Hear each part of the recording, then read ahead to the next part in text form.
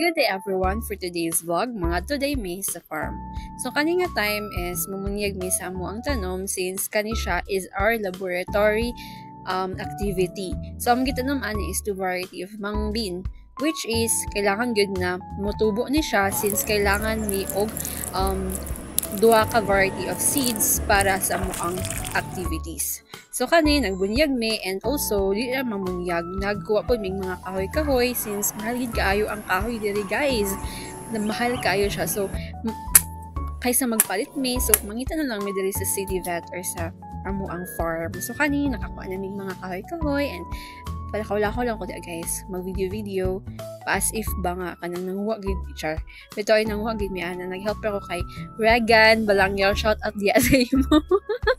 So kana na siya na time is so nagbunyag na dayon mi ako di I mean so kani bunyag and moto. Thank you, bye.